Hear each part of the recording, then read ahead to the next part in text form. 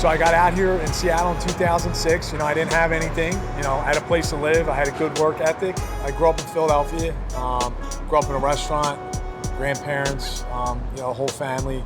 I started working at a very young age, 10 years old, against all child labor laws. But, back then, family business, you went to work. And that's what I did. I went to a couple restaurants. I got jobs and multiple jobs. And, just started to make a living out here. When I got here, the first thing I went looking for was a steak sandwich. I mean, it's, something born and raised, been eating it since I was a little kid. And, some of the locals were like, yeah, you got to go to this spot or you got to go to this place. In my opinion, they weren't authentic. There's just something a little different. They put a little twist on it. And seeing people, drawn to these places, it's very busy, some of the spots. And it was like, wow, I could definitely do this, and I feel I could do it better. The thing with a steak sandwich, it's simple, and the right ingredients, and you just leave it alone. But I wanted to introduce my steak sandwich to Seattle. The night that I picked, I was waiting for this girl who was gonna help me, and she was running late. I'm nervous, I'm pacing back and forth. I walked past one of the hot dog carts, end up seeing this little spot that's in between the nightclub and the hot dog cart. And I said, this is it, this is where I'm gonna do it. So I ran, I got my van, I came zipping back, I set up, and that was it. I mean, that was the moment Calozzi started. So word was getting out that, there was some good cheesesteaks down in Belltown. Business was picking up. Luckily, I got approached by nightclub owners that were taking over this nightclub. They offered me the kitchen. And the way it was set up was that it was going to be my business. I sold the food, so I got paid by what I sold.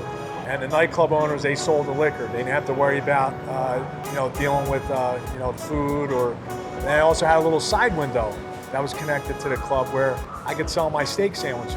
And we were also doing pizza in those days as well. So, business was picking up. It was doing really well. The numbers were looking fantastic. Things got a little bit silly with the owners of the club. I lost a car. Actually, when my car was getting repossessed, I let the nightclub owner know, hey, they're gonna take my car. Can I at least get some of the money that you owe me so I can take care of this? And his answer to me was, well, you live in the city, you don't need a car.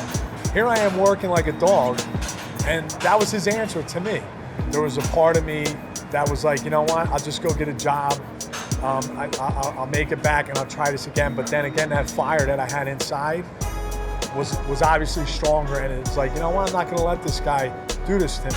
I'm gonna play the game, which I did. I played it, and I waited, and I kept looking. Hopefully something will pop up, and an opportunity did come up where I could break away from this nightclub. Moved into an old cheesesteak shop. The equipment was there. I didn't have to spend any money to equip it, set it up. I had to just give my deposit for rent. And the great thing was I can get back to what I wanted to do. My true passion was to make cheesesteaks. That was it. So I moved into my first location in Pioneer Square, and I really started noticing, business has increased. People are mentioning Yelp.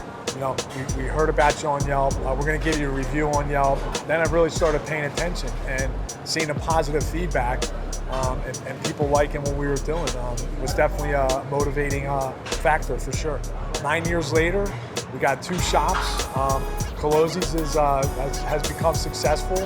We're going to continue to be successful and grow.